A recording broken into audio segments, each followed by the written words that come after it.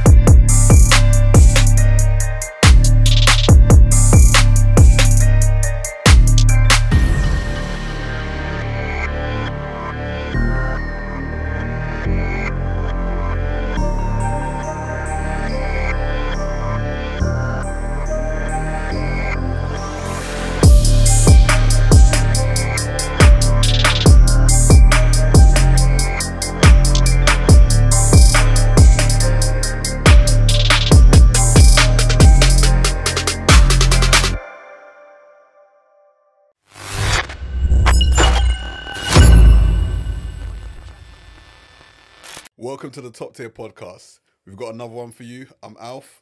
I'm Alex. And special guest. Special guest. Ryan, introduce yourself. Hi, I'm Ryan, guys, also known as the FBA investor, and I'm here to share my story and drop some gems with you guys. Amazing. Look forward to it. So I've heard about you for a while. I'm excited for this podcast. Yeah, really excited for this one. I've heard about you for a while. No pressure. So let's take it back to the start even. Tell us about you, upbringing. Let's go right to the grassroots. Okay, so let's take it all the way back. So I grew up in Northwest London. Mum and dad, two younger brothers.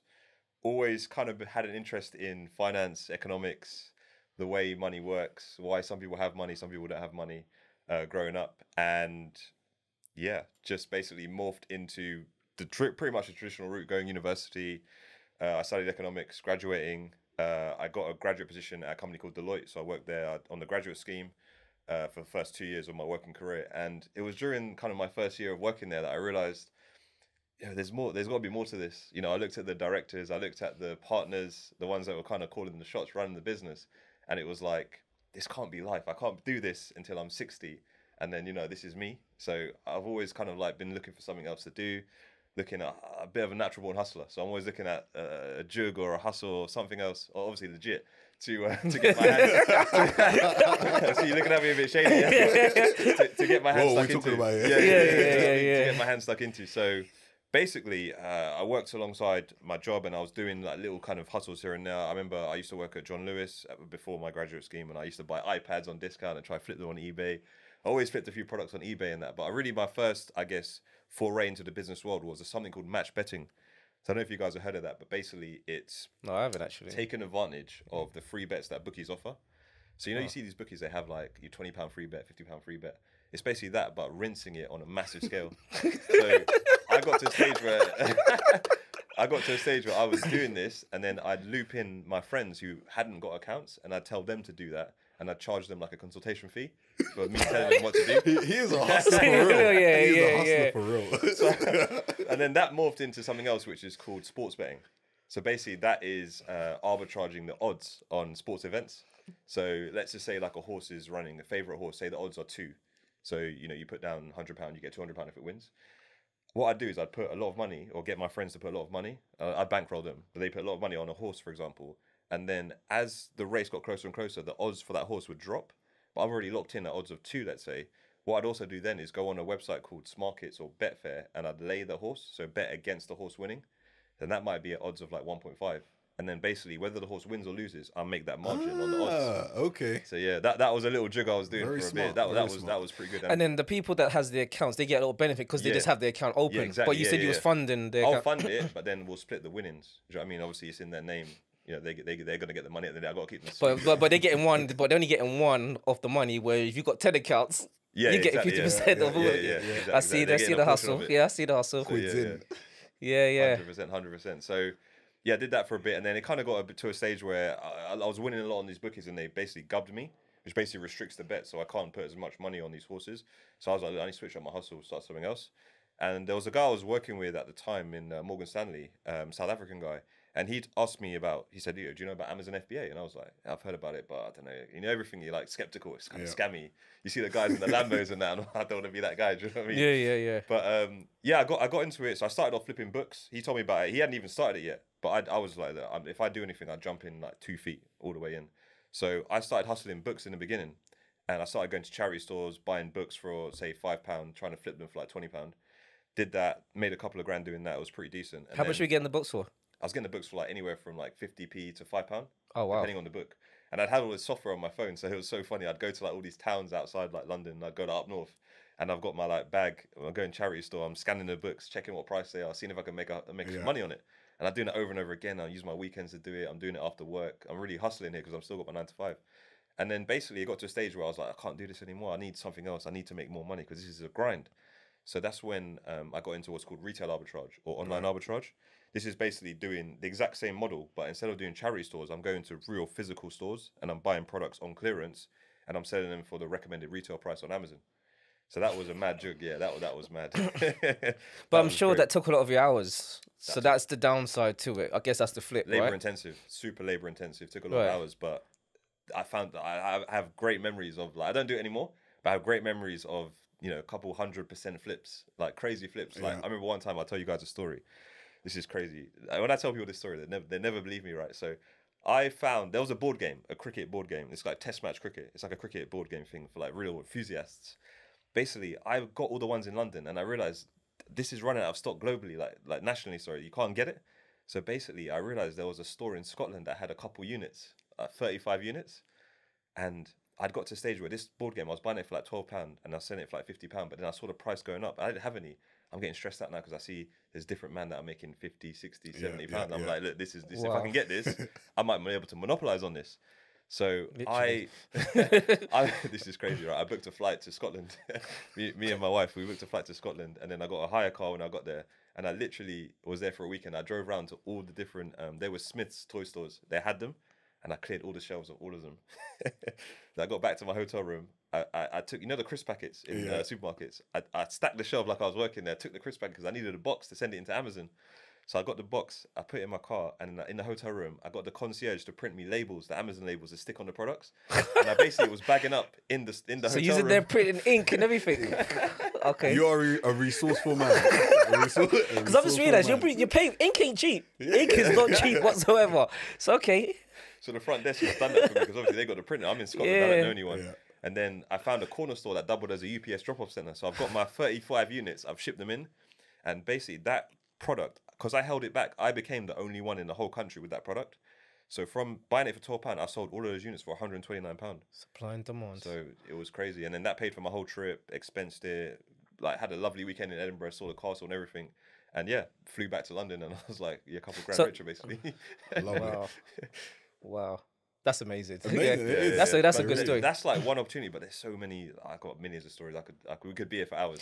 But what? Yeah. So okay. So just bring it back a bit. So you got into economics. What made you get into that? Because that's not really a subject Yeah. most people you It's normally not really a pick. cool subject. It's not a Yeah, cool yeah, it's not a cool subject. subject. Yeah. So yeah, what So made you I've go? always kind of been mathsy, and Yeah. then my thing was I knew someone who was doing maths at university. All right. And when you go from A level maths to university maths, it's all goes into like proofs and crazy. Start looking at hieroglyphics, and I was like, I can't do it.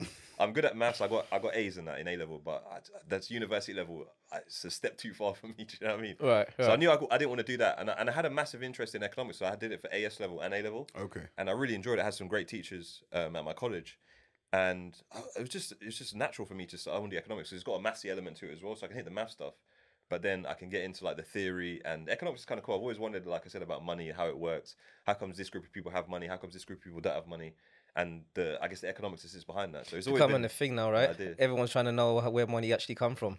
Yeah. Yeah. Yeah. Well, yeah, this is it, man. But yeah, a lot of people are blind to it. But you have to be open to this kind of stuff, because how can you make money if you don't know how it's created, how it generates, who makes it, central banks, How do you even keep it? how to keep it, Ooh, how to protect that's a key it. one. How do you even keep How it? do you Yeah. even keep money? That's Because it, one yeah, thing, yeah. I think getting money is the easy part. It's Yeah. retaining it's the hard bit. Yeah. Yeah. Once you have it, protecting your castle. Yeah. 100%, man. Yeah. Spot on. So how did that transition happen?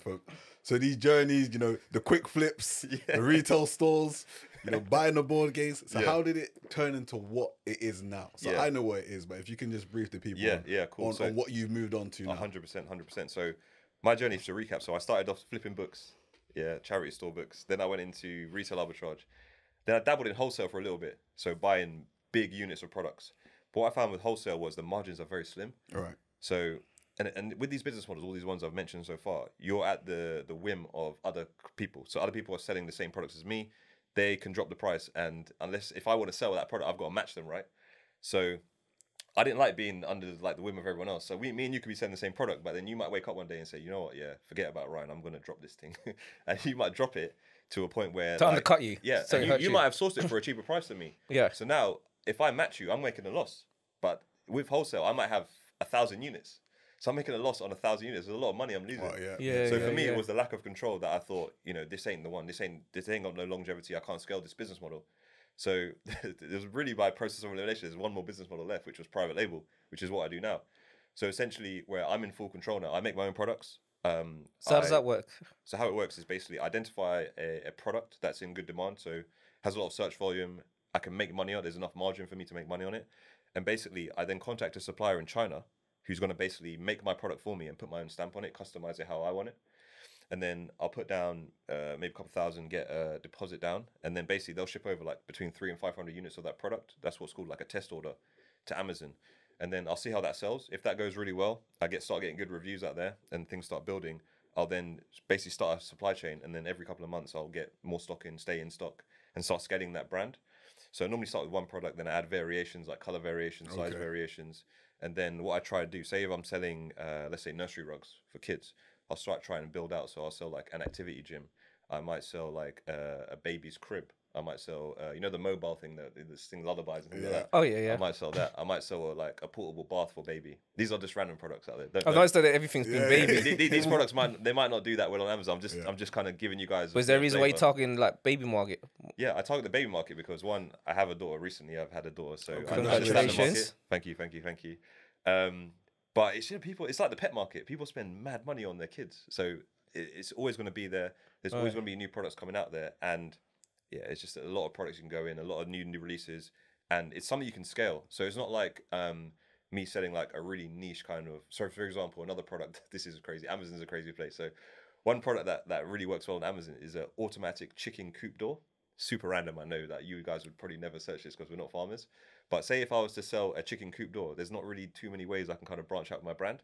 But like I said, if I sell baby products, baby baths, baby thermometers, things like that, there's so many products I can sell. Baby's born every day, right? Well, every minute, shall I say? And I can create a crazy brand around baby. So that's the reason why I personally like baby. Home decor is another good one. Pet products.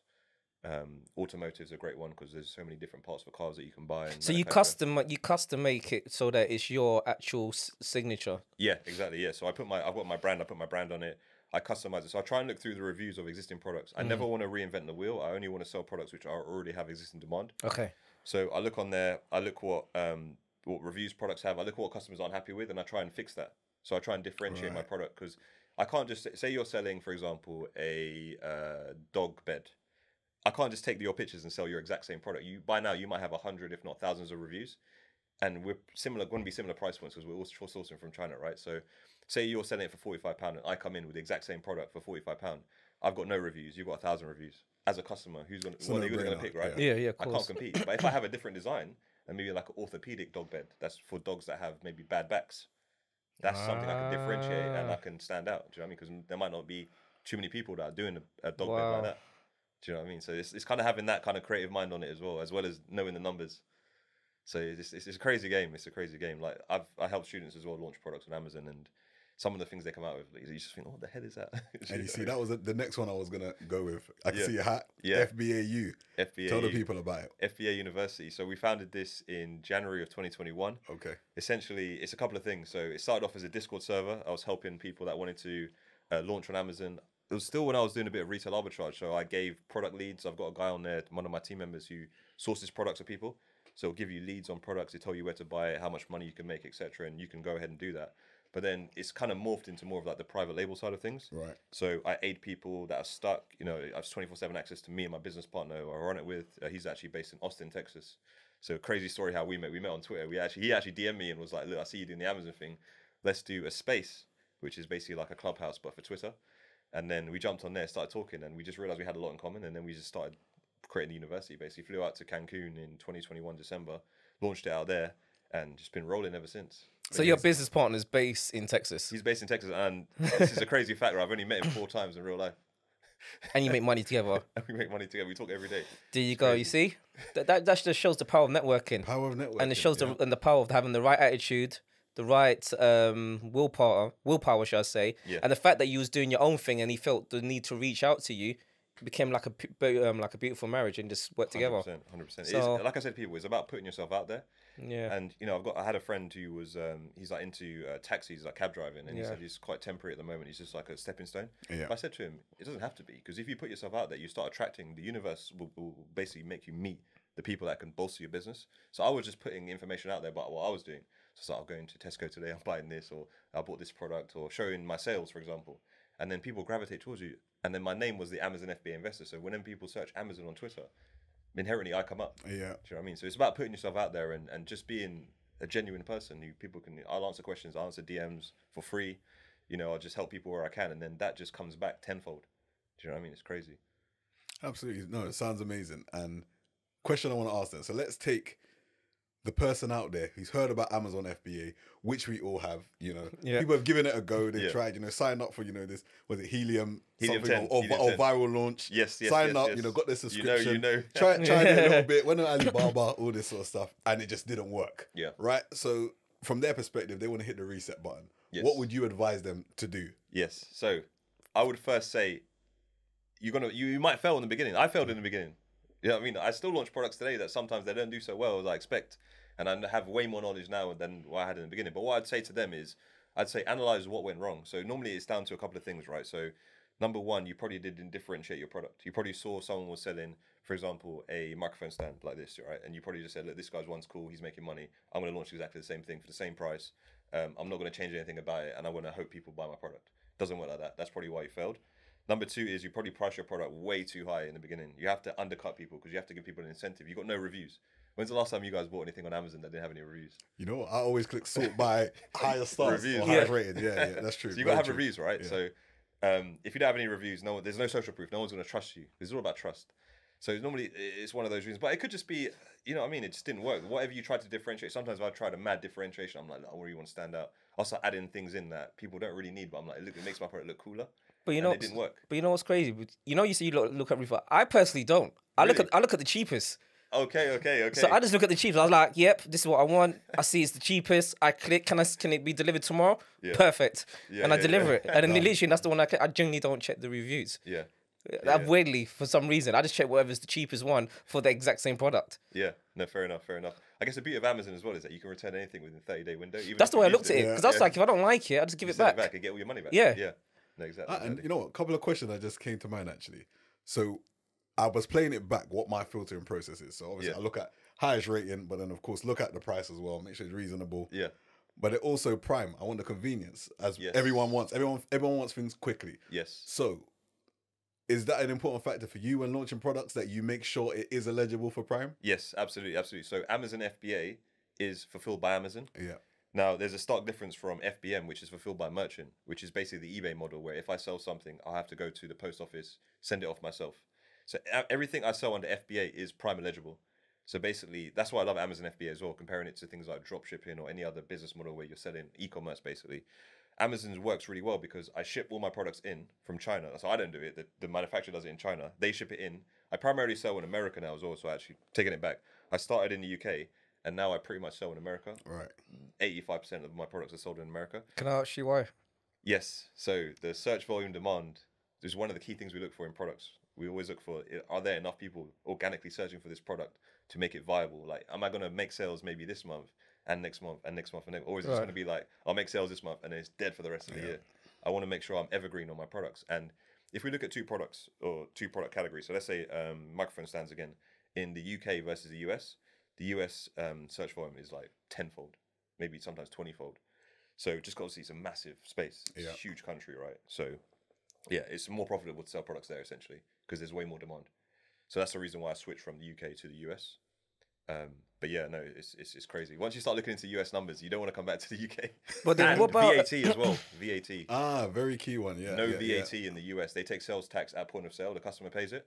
Whereas in the UK, if I sell, say, 100 grand, I've got to pay 20 grand VAT, obviously 20%. Now I can claim back petrol and other things, but you know, it never really amounts to the 20% you're paying out. Yeah. So about Europe, for example, like Italy, because I know they have Amazon. So what's the Yep. difference between Europe and, for example, here then? So really no difference. Exactly the same thing. So Amazon's in Italy, they're in Germany, they're in Yeah. Spain, and they have like a European area. Yeah. So you can actually sell in the UK, and you can enroll in this program that basically then duplicates your listings throughout Europe. Right. So you can sell in Europe. Because I'm assuming that the equivalent to Europe will be, in terms of volume, people will nearly be the same as the United States. Yeah, exactly. The only thing with that though is if I'm manufacturing my product in China, I've got to think about getting it to the UK, which is fine because I have shippers that do that, but it's the language barriers as well. So if I think about it, if I've got my listing in English, I've got to pay someone normally on Fiverr to translate it to Italian, German, Spanish, whatever. And not only that, but it's the instruction manuals. So all my instruction manuals, I've now got to convert them into the domestic country's language. Right. You know what I Okay. mean? So that's See, I didn't even think about another that. spin on it, you know what I mean? He's in the game. He's in the game. He's in the game. Yeah. Yeah. But the Amazon game's crazy. Like, honestly, if you guys look into it, you just see mad products, like people making mad money on mad products that. Because obviously you hear people like talk about Amazon. Because even when we even talked about our first podcast, I said, "Oh yeah, people can even do Amazon." But obviously they got Amazon Flex, which is obviously the actual being the delivery driver and as a side hustle. But also that's the reason why we brought you on as well, because you got the the FBA and actually show them how to be the actual sourcer itself. Yes. A different side of Amazon where you can create a side hustle as well. So Yeah, it's absolutely. because sometimes when people think of Amazon as well, in terms of a side job, they will then automatically go straight to delivery driver. Delivery, yeah. But you can but not really thinking about, because when you talk about Amazon, most people don't even know that Amazon is actually from regular guys like yourself. Yeah, that's it. They think it's actually from That's the it, company that's sourcing the product. Something I think the And I statistic think- is like 80% of products sold on Amazon are sold by third party, but just fulfilled by Amazon. So a lot of the products And no that one you knows guys this. I don't buy- think a lot of people know this. Exactly. So a lot of people, if you want to tell if a product is sold by Amazon or not, if you look at the buy box, which is basically the button to the top right on any product listing where it says buy now or add to basket, under that it will say sold by. If it says Amazon, that means Amazon actually the manufacturer. They Like sell it. Alexa. Exactly, yeah. But normally if it's a third party, say for example, Ryan Industries, it will say sold by Ryan Industries, and then it will say underneath fulfilled by Amazon. So 90% of the time, Amazon only fulfills it, but it's actually sold by someone else. Which is Oh yeah, he's interesting. dropping So, gems Go today, for man. free game. check that out, guys. No, that Next is time some you shop free on game. Amazon. I did not know that. Yeah, Wow. yeah. Okay. Crazy. Oh, that's good. That's good. That's good. Oh man, but yeah, no, Amazon game's crazy. Honestly, I implore anyone watching this to look into the Amazon game. Just to get Helium 10, for example, they do a free trial, 30-day free trial, and just run some of the numbers, and you'll start seeing like some crazy products. And it's not always have to be like the craziest products. You don't have to create the maddest of things. I find the products that work the best are the most simple products. Do you know what I mean? Like a lot of my products that sell quite well are kitchenware based products. So don't overcomplicate it. Yeah, don't overcomplicate Keep it. it Just look simple. at what's already working. If you can add value to it, jump into space, add value. If you can't add value, leave it alone. There's millions of other products that could be potential opportunities. Okay. Great stuff. And you know what? The free game you're dropping, is definitely going to be appreciated by the viewers out there. Especially that someone wants to get into that space. Absolutely. But something I always look at is, number one, is clearly organic. The fact that you can give away this free game. But then there's another part to this as well. You have the FBAU. I believe if someone's getting into a game, if somebody's got the track record, the credentials, the knowledge, I think it's important to tap into that. So how can somebody tap into your services? Absolutely. So I run a couple of things. So main thing, like I said before, is the Discord server. So if you're a beginner or you want to get into Amazon, that's the main stage I'd say get into. I actually have a trial version, so you can join for free for 30 days. If you decide it's not for you, it's all good. But if you do want to stay on board, it's $49 a month. But like I said, if you want to try it for 30 days, jump in, see what it's about, have a look around. It's free for the first 30 days. So yeah, anyone can jump in. Does it need credit card details? You do need a credit card to secure your spot, yeah. But as long as you cancel within 30 days, you're good. We won't charge you. Do you know what I mean? Can you do an MX? You can do Amex, yeah. All right, we cool. accept all cards. It's all through Stripe. Huh? It's all above board through Stripe. All right, yeah. cool. Because you know MX got that protection, right? Oh, yeah. So no, that's good, man. That's good. So, no. You know what, Ryan? I appreciate you dropping this gem for us because, to be honest with you, like as I said, there's a lot of people that's actually try to get into the game, and you always get these fake gurus say, "Oh yeah, I've done FBA, or like I've done Amazon FBA." Like, what's the difference that kind of like differentiate you from like someone else who like who said they're a guru or expert? I don't have a Lambo. I don't have a Lambo yet. Yeah. No, I'd say we're very transparent with what we do. So if you come in, we're not out there to poach on people. We generally want to help people. If you think about it as well, it's just something. Whenever someone says to me, like, "Oh, you're a scammer" or "You're a guru," whatever, I say to them, "Look, it's in my interest to help you because the more I help you, that helps my marketing. Absolutely. If I can say, look, I've made you X amount of money, and I can put that all on my Twitter and I can put that on my email list, everyone's going to be like, well, this guy, and then I can say to them, look, you can talk to this person who's been in my program and he's made X amount. Here's his phone number. Talk to him. He'll tell you if I'm a scammer or not. Do you know what I mean? How do you get? You can't get around that. You know what I mean? Leave everything's open. It's all transparent. Yeah. Question: we already know how the internet is, and also, you said you're on Twitter quite a bit as well. Yeah. The trolls are a real thing. Do you find that a lot of people are just throwing these accusations, scammer, etc.? 100%. And do you know what it is? There's a few guys out there, and they're also. It's so funny. It's always funny because they're also trying to do what I'm doing. They do mentorship. They have their own programs. So they almost try and put me down to kind of make themselves look better. But it got to a stage where there was one guy who's constantly berating me. But, if someone even said to him, like, "Oh, bro, come on, you're like a broken record now. Give it a rest. Leave this guy alone, man." So, I mean, I always say to everyone, I would have lawsuits against me if I was a scammer. Especially because most of my market is America. Yeah.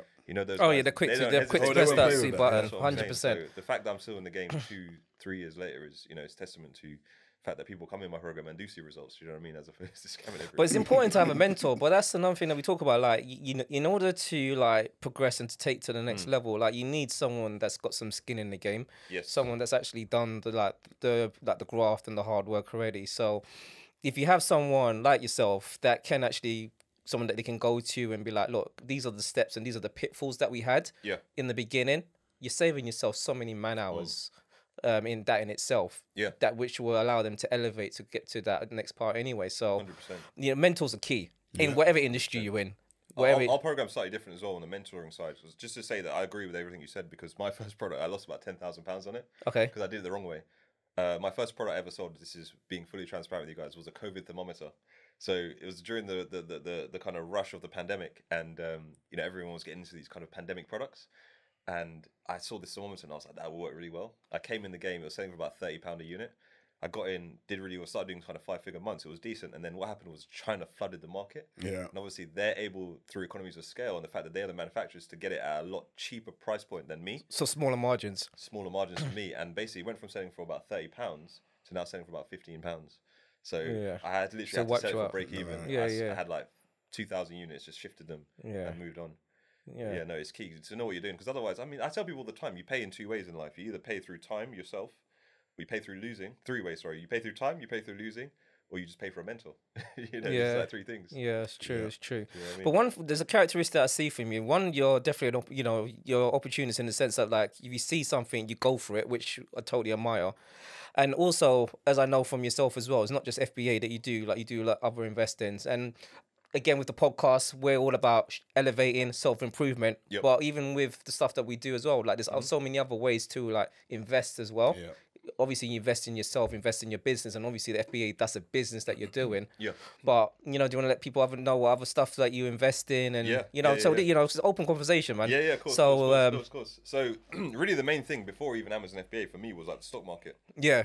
I've been a long-time investor in the stock market. I probably got into the stock market in, I'd say 2010 while I was in university.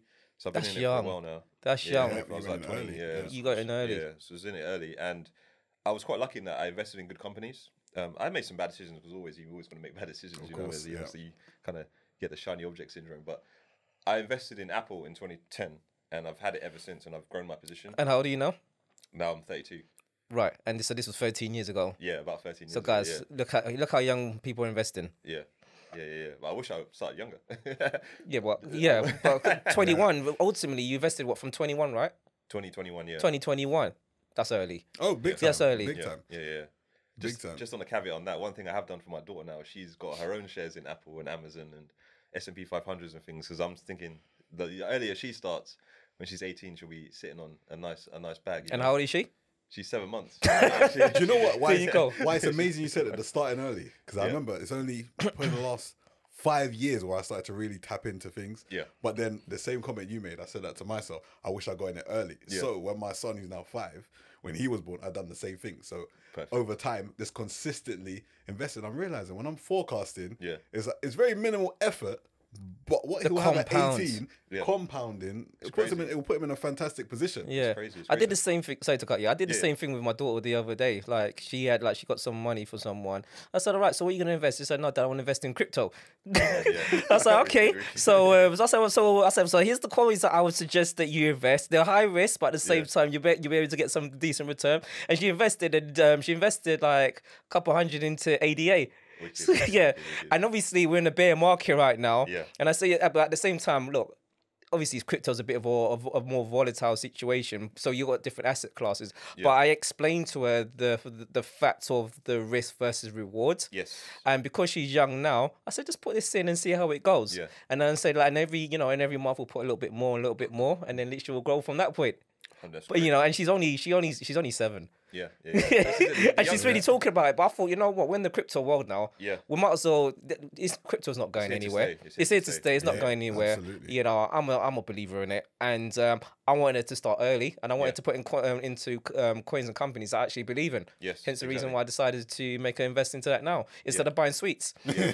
That's it. Well, you think about. I can look back at my life, and I've never been a massive spender on a lot of things, but I've definitely wasted money. I think if I didn't waste that money and I put it into this or that, my life would be way different right now. And that's my really mantra. So I've invested in pretty much in Apple, big companies, big tech companies. I'm really heavy in tech at the moment. So Google, Amazon, just big companies, household names. And I say to everyone who says to me, like, how do you know what to invest in? How do you know it's going to go up or it's going to go down? I say, I don't really care about that because I look at it, my time horizon is like 15 years plus. Yeah. I don't buy anything that I'm not going to hold for at least 15 years. Mm-hmm. If I ever have those thoughts about buying something, I'm going to sell it in 10 years. I just want to get into it. I'm only looking for solid companies I will stay in for at least 15 years. And I say to people, why don't you invest in what you like? So you've got a lot of women out there got Louis Vuitton handbags, but they don't own LVMH stock. Exactly. Do you know what I mean? There you go. Then you realize that when you look into it, they own Hennessy, they own Moet, they own Dior. Prada. Yeah, all these big brands. You know what I mean? There's a conglomerate. And then you're like, wait a minute, look at the stock price. It's gone nuts. Christian Dior, sorry, not Prada. Yeah. And look at the stock price. It's gone parabolic in the last 5-10 years. And I think to myself, like, wait a minute, I started seeing kind of like more women like from our community, like, wearing them handbags about 10 years ago. It was about 10 years ago. Yeah. And then you start putting the numbers together. Biggest consumers, right? Wow, it's crazy. Yeah. It's crazy. And it's interesting. Buy what you actually wear, what you enjoy, what you drive, what you use. Like if you got a car and for example, you got a Tesla, you might as well invest into the stock. Invest into the stock and invest into the things that you use on a day-to-day basis. Like the companies that you mentioned, I invest into the same thing as well. Like I've got a rule now that if I have anything that's remotely designer, I won't buy it unless I actually got the stock. Yeah, I like that. I won't buy it unless I got the stock because because Lisa, I know it, for every person that I see have it, you're putting money into my pocket. Yeah, exactly. You got in this world, and I say this all the time. I talk to my dad about it, my family. You have to own something. The winners are the producers, the owners. If you own nothing, you're always going to be at the whim of someone else. For example, the consumer. Exactly. So like a lot of people, kind of my age and people I know, they rent their place. Which is nothing against. I rent my place too. Nothing against that if you got Me your too. right. But Let's get into that. I want to talk about that as well. But you look at these people and you think your money comes in, you get a salary, so you got one income, your salary, you know the investments, no other assets coming in, and you pay money out for all these things.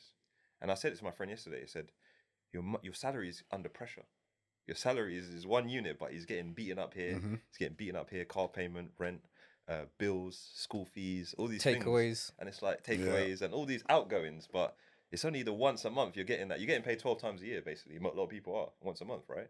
So you can't manage. You have to own something else. So when your rent goes up, say your landlord puts your rent up £200-300, which happened to a lot of people post-pandemic when they realised, wait a minute, everyone's coming back to London. But the prices happened to me, happened to me too. Exactly. You know what I mean? But you have to be able to leverage that somewhere else. So whether you own a property where you do the same to your tenants, it's a dog-eat-dog world. I know people are going to say this, our landlords are cruel and all this, but it's the game, right? It's the way the world works. It's the way the world works. Play the game. Yeah. So you have to boss up and be able to do that on someone else, right? Otherwise, you're going to be internalizing all this.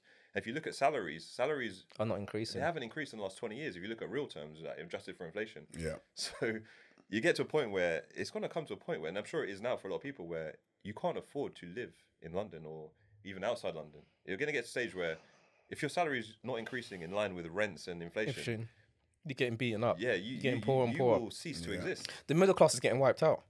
Big time. Yeah. Big time. And what you find as well, middle class, that's where all the liabilities are taken on. Oh, yeah. Yes. And then when I see all this stuff, it mixes and blends, right? Yeah. So as that pressure comes, your costs are going up.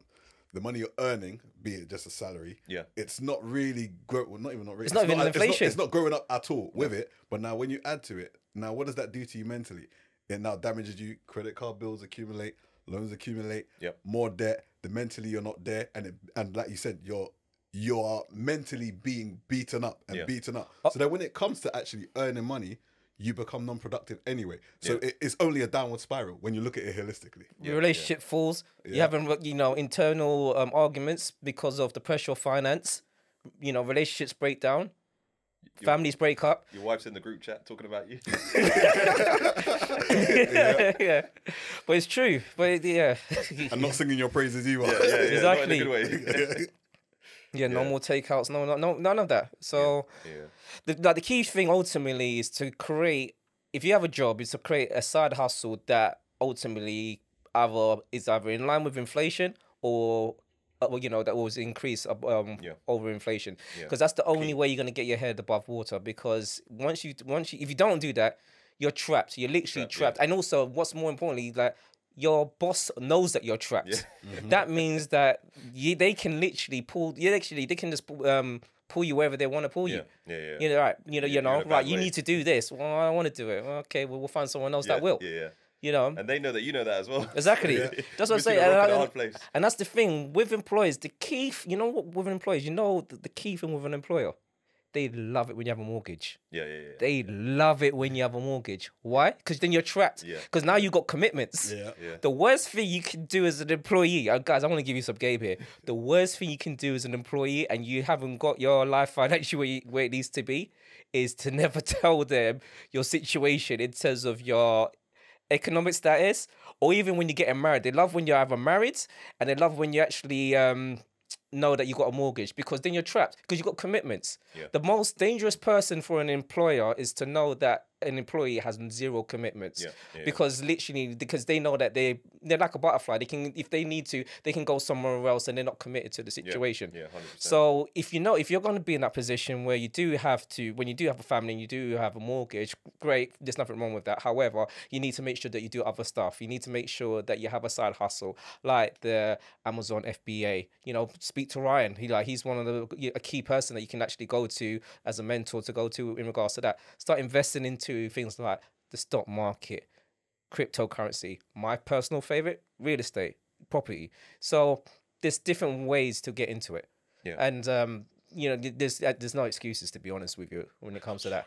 The world, exactly. The world we live in, there's so much opportunity. There's so much opportunity. There really is no excuse. I agree with that. One of the things I touched on, sorry, just to cut you there, go ahead, with my dad was, I always berate. I used to berate him and be like, you're the boomer generation. You guys could buy properties when they were 3 times, average earnings. And but it's all relative, though.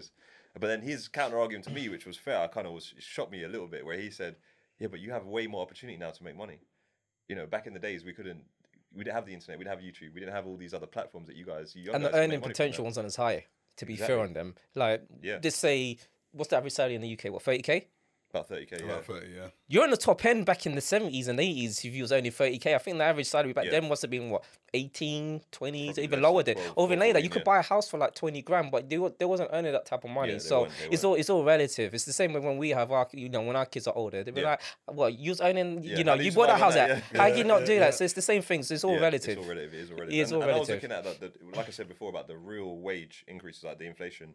And the fact that wages haven't increased in the last 20 years. I went back to Deloitte to look at my graduate salary at the time, which was 2013 I started, and it's still the same. But everything's increased. Wow. Do you know what I mean? Everything's 13 years ago. 13 years ago. Exactly, yeah. No, not 13 years ago. 10 years ago. 10 years ago. 10 years ago. And what's the rate of inflation, right? No, I know it's 10. I know it's 10%, but prior to COVID, what was it? About what? 3%? 3? Probably like 5 to 7%, something like that. 5%. 5%ish, yeah. What, on average? On average, yeah. So that means over 10 years, that's 50%. Yeah, it's something. So that means that's a 50. That's exactly. So that's 50% over 10 years. Yeah. It's crazy. So really, like for me, when I was younger, like the main goal was getting that like 50 grand salary. That was kind of like where it's like, okay, cool, that means something. But now you look, 50 grand doesn't get you a lot, man. It's nothing. It's not cutting it. Can't do it's you a not lot, cutting man. Yeah. So the key thing, I think, what we should take away from this podcast is assets then. Because, ownership and assets. Because even with the FBA, that's ownership, that's assets. That's you in control. Yep. But the key thing as well is to buy assets. You have to have assets. Even whatever you're doing, whatever business you got going on, buy assets, own some stuff. Because the rich, this is the thing, I'll drop some gems on you guys. The rich, what do? They buy assets. But why do they? You think they're greedy and they're out to get us. But put yourself in their shoes, right? They're not amazing superhero like monsters, right? They eat like us, they sleep like us, they like nice things like us. But they just have way more money than us. So they'd go do all that, but they still have way more money left over. So even after they've done everything, they can't eat 1 million meals a day, right? So after they've done everything, they've lived it up. Everything's surplus. Yeah, there's so much surplus left over. So what do? They buy assets because it's the only thing they can do. Yeah. They're not going to donate like millions to charity. They're going to buy assets. So don't berate them. Don't think that they're bad people because you do the same. And they just get rich and rich because they got all this leftover money. They buy assets. They do the same next year, buy more assets, and then the assets goes up and up and up. And then there's less assets for the normal people. Yeah. And then all of a sudden, now the rich are going to control everything, which they already do. But it's getting worse and worse. And what do they do after that? They come for your mum's house. Yeah. But literally... Well, it's scary. But it's actually a scary thing because even... Like the other day, to be honest, I felt bad on this one. So the other day I was looking at a property and I was saying to the realtor, like, oh, right, so what's the story? What's the story behind the vendor? And they was like, yeah, it's an elderly gentleman and he needs to go into a care home. I was like, all right, but they said, so what's the story? They said, oh yeah, he has to sell his house because that house needs to pay for his care. Yeah. And it's just like, wow. So he's probably bought this house, paid it off, whatever the situation may be. But because he has to go into a care home now, and they see that that's the asset that he has. Yeah. They have to, he has to use that. Yep. So in my head, I was like, but if he was renting, and he owed those assets in a limited company, that probably wouldn't have happened. Yeah. That wouldn't have happened. Very good point. That wouldn't. So that's a gem for you guys because that wouldn't happen. And this is one of the reasons why I love. I rent while I own. I'm proud to say it. I own multiple properties, but the reason why I rent while I own is because number one, I don't have to deal with the liability costs on if anything breaks in my home or if there's any issues and paying stamp duty. Obviously, I have to pay stamp duty and pay the liable costs when I'm renting out to other people. However, the rent covers the mortgage, it covers the maintenance, it covers all of that. So ultimately, it's getting maintained and it's getting paid over by the tenant itself. Yeah. So, and I want the flexibility. And also, if you put it in a limited company, then obviously you don't own it; the company owns it. Yeah. And then with that now, then you have that surplus of money. So that basically, I don't look at a property as like, oh yeah, I've got X amount of properties. I look at that, I've got this business, that business, that business. Yeah. And it's those multiple business that are giving me those positive cash flow coming in every month. So even though I might have, well, obviously I've got my own company, but even though I have a set salary on what I pay myself and so forth, I still have that surplus money coming in additional as well, just to keep you above water. And these are like the gems that we're trying to teach you guys to do so. So the key thing that I would say is if you're in a job and you don't like the job that you're in, there's nothing wrong with it. Do not quit your job, guys. I'm not one of those guys that be like, quit your job, go solo. I'm an entrepreneur. Digital nomad. Yeah. Don't do that. That'd be the worst mistake ever. He's a digital nomad. Yeah, exactly. Yeah, the digital nomad. Yeah, I'm in Bali. Woo. Yeah, but ultimately, stick at your job, but create a side hustle. And personally, I think one of the best way to start, Amazon FBA. Yeah. Do that, man. Seriously, that is a great side hustle. But then with that money, don't go out. Don't be going Hakkasan and going out nice restaurants and doing all that good stuff. You know, it's not need. Yeah. Exactly. Don't do a lifestyle. Yeah, don't be doing the lifestyle. Save that money. Save it and buy assets. Ideally, property. You know, this ain't financial advice, but Put that disclaimer here. But if you want, but in order to leverage, and at the end of the day, life is all about leveraging. And if you want to go and leverage, real estate is the way forward. Obviously, that's a conversation we can get into another, because I know I can talk all day about property. You're the property man, yeah. That's something that I can talk about all day. But yeah, definitely side hustle. That's the best way to go. But and with that, have assets and ownership of some things. Even if you don't decide to go down the Amazon route, or whatever you do, because there's many side hustles. You can do a lot of stuff out there now. Crypto, NFT. Because what do you do? So what do you do exactly? So I'm sure the profits that you get from it, I'm sure you're not just going to Hakkasan and going to Nubo and what do you say? So yeah. Disclaimer: I don't actually think Hakkasan's that nice. I don't think it's worth it. But yeah. So my profits, what I do, I just invest heavily, basically in crypto and stock market. Those are my big players. Yeah. I have property. I have a residential property as well. Yeah. But mainly stock market is my thing. Yeah. Now you can see on my t-shirt I've got dividends going on here. So my main thing now is building a dividend pot that can basically support my lifestyle. So not my obviously luxury things, but just general day-to-day living. I want that to be 100%. The fundamentals. Supported. Yeah. 100% supported by dividends. So dividends, guys, are profits that are paid out by companies that you own. So for example, Apple pay a dividend of say 1%. So that means for every share that I own, I'll get paid a set amount of dividend. I think it's like $3 or something like that, depending on the share price. But yeah, so dividends are profits that are paid out, and that's alongside obviously the stock. And that pays out yearly, right? That pays out quarterly. Quarterly. So some pay out quarterly, some pay out twice a year, some pay out monthly. Okay. So there's one called Realty Income. It's like they own all the 7-Elevens in America. They pay out monthly. So that's a cool one as well, because you can see it. It's the same. But it's thing, not financial advice. It's not financial advice. This is not financial advice. And it's a mental thing. So you see monthly, it's kind of like your salary. You know, your salary gets paid monthly. You're like, yeah, I'm getting monthly. It's kind of like another salary. But I want to get that to a stage where that supports 100% of my living costs day to day. So like my food, my bills, my rent, mortgage, whatever, it's all covered by that. But that's obviously a goal for me. If I can hit that by the time I'm like 50, I think I'll be cool. And then in retirement, it's just businesses and, you know, having fun, basically. Then you're just doing it for the love of it. It's just the game. And that's what money is. It's the game. People say you retire, but I don't think I ever... No, I would never. If it's never. in you just keep going. Because don't be funny. Exactly. What would you do? What would you do? Like, the game of money is literally a game. Yeah. And that's what it is. So, like, the first number one thing, you need to get out the rat race. But once you're out the rat race, after that, it's just about playing the game. And you get all that time back. Think about how much time people spend at work. Like, people spend 60 hours, 70 hours at work.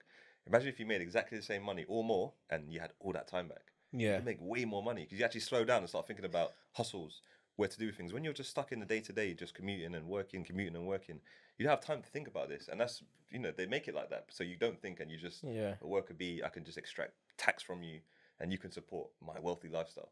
That's just how the game goes. Yeah. You know what I mean? It's crazy. It's crazy. Nice. No, amazing. I think you've dropped a lot of good gems today. Some real good ones. But what I want to land on, the person out there, yes, you know, who's taking in what we've spoken about today, you know, who loves the model, the vision that you've got for your life, and I think it's fantastic as well. What would you say to them? So I would say to you to educate yourself firstly. So everyone always asks me, where do I go to educate myself? My family don't know about this. They don't talk about this. My friends don't talk about this. I don't have anyone I can network with. I'm going to drop a gem for you guys right now. Get another one, right? So UK personal finance subreddit. So if you guys are on Reddit, go onto UK personal finance. There's so many threads in there. There's a wealth of knowledge. I browse it every single night before I go to bed. I'm on there. I already know a lot of it, but I like to learn more. So UK personal finance, you can ask any questions you want. You can browse topics. If you've got a question, chances are it's already answered on there. But if you have a question that you want to ask them, you can just ask on there. There's many people that are, you know, they're company directors. They're emmed off. You know, these guys have a lot of money and they will happily answer your questions. So UK personal finance subreddit is where I'd recommend for anyone to go. More free game. Yeah. Ryan's been very generous today. Yeah, I know. No gatekeeping. Yeah. Well, that's what it's about. Being a mentor. Absolutely. There you go, man. Yeah. No, I appreciate that. As well, I say, just a final note is to say that I don't like gatekeeping because whatever I tell you isn't going to affect me. If anything, it's going to make me more money. Do you know what I mean? So I'm open to anyone from any walks of life that comes to me, ask me a question. I always just tell them straight what it is. There's no benefit for me from gatekeeping. Yeah. You know what I mean? I'm not a hater as well. That's everyone wins. So bingo. And that's the right mindset. So where can the people find your details? And we'll obviously put in the description, but if you can let them know. My main platform actually is Twitter, the FBA Investor on Twitter, the FBA Investor on Instagram, and I have a YouTube channel called FBA University. So reach out to me on any of those platforms. I'll get back to you. Look at my stuff. I'm on TikTok as well, the Amazon FBA Investor. So yeah, check me out. If you feel like dropping me a message, drop me a message. If you've got questions, ask questions. Always here, open to answer anything. Much appreciated, much appreciated. I'm sure you got plenty of value out of this one, people. Yes. So thanks for tuning in again. Lex, anything you want to land on? No, just follow Ryan. You know, because I think he's dropped a lot of gems, a lot of free gems, things that a lot of people would have paid a lot of money for. So, and I think it was good. I think it was definitely a good thanks one. For having me, guys. No, definitely, no, literally, no. We need you back. We need you back. So you're definitely welcome, man. There's definitely a door here for you, man. Thank you. Definitely, man. Much appreciated. So till next one. Till the next one. Comment, subscribe. I've got a present for you guys as well. Honorary members of FBA University now. Oh yeah, nice man, nice man. Is it one size fit all? One size fits all. Bit of merch for the gang. Much appreciated. Escape the 9 to 5. Escape it, guys. Escape the 9 to 5. It's a trap. And I love this merch. Is this currently for sale? It's not for sale. No, for sale. This is exclusive stuff. This is not for sale. You won't find it anywhere. This is purely for the guys. Okay. I like this dividend stop as well. Yeah, I like it, man. This is a one-off, one away. No, I love for that, bro. Love for this, man. No, much appreciated, brother. Yeah. Love. Thanks for having me. Absolute pleasure. To the next one, man. To the next one. Top tier, baby. Top tier.